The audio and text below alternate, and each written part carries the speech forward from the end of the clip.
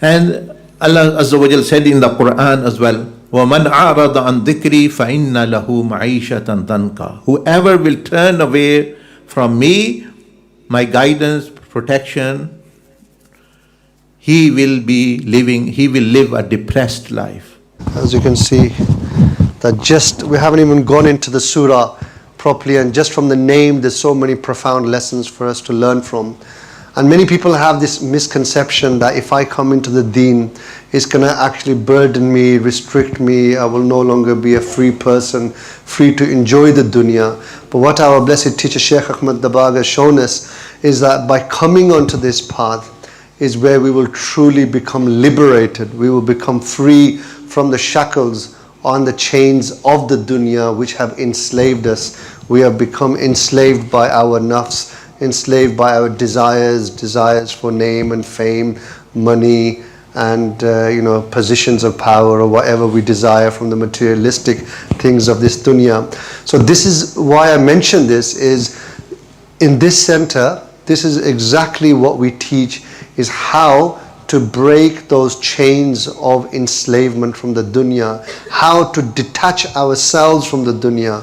We don't teach people to come out of the dunya, but we teach how to take the love of the dunya out of our hearts. And that's exactly what we teach, and we would like to share that message, especially for new brothers who are not familiar with how to achieve what we have described today. So inshallah, after the majlis, we will have a couple of brothers sitting at the front who can show you, on that side, sorry, they'll be sitting on that side to show you this path of how to achieve the closeness of Allah subhanahu wa ta'ala and the beloved messenger sallallahu alayhi wa sallam, and basically how to really detach ourselves from all the other things which are an obstacle to reach Allah subhanahu wa ta'ala. So inshallah, that's available for anybody to sit down here and to learn this path in their own time without any cost. And it's something that will not only benefit us in the hereafter, but it will also benefit our life in the dunya as well immensely. So inshallah, we now go into our durood and zikr majlis. I would like you all to stand up. It's not about actually races, it is about mentality, a human. Person who have humanity, especially Muslim, he is a universal person. For to him, he belongs to Allah, and to Allah belongs whole the universe. So he thinks, I am responsible for this ant, even a dog, even a cat, all human beings living.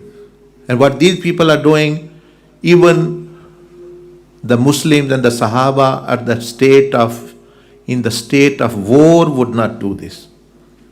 Like people who are, for example, causing damage to masjids or mandir or whatever. So the Prophet Islam even announced that even if we are at war with someone, you shouldn't demolish or kill other people who are worshippers of other gods. Maybe they are worshipping someone separately. For priests and other things, children, women, people in the street, going about their different, even state of, this is the Islamic teaching, universal teaching. So the thing which I was saying, that anything which you make your objective, your purpose, that will dictate you, that will rule you. So who do you want to be ruled by? A woman, by shaitan, by nafs, by football, by drugs, by smoking? You want smoking, drugs to rule you? You want the politics to rule you? Who are they? You are an independent human being. You should be saying, no, I want to, they are human beings, they are creation like me. I want to be ruled by the one and only ruler. It's Allah subhanahu wa ta'ala who created me. And to the true sense of the word, Al-Malik, the king, he is the real king only. All others, he have given whatever they have. The only one giver is Allah Azza wa Jal. Whoever have the worldly kings, they have taken from the blessings of Allah subhanahu wa ta'ala. So they are not kings. So to the sense of the verb, if we say the king who owns and gives, it is only Allah who owns, creates and gives. Be wise.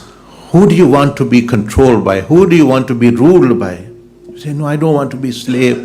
But if you don't want to be slave of anyone, anything, then actually submit to Allah and you will benefit.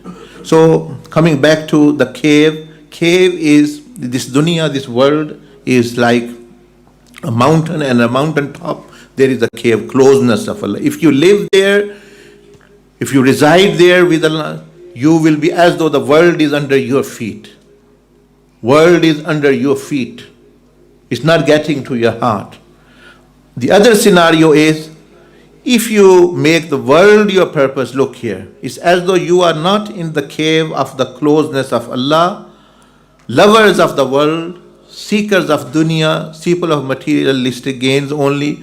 Those who love the dunya live a life as though they are carrying a mountain, living under the pressure, frustrated, exhausted, depressed. It's as though they are carrying weights. And you hear some people, oh, I feel a lot of weight on my shoulder. It's weight of dunya.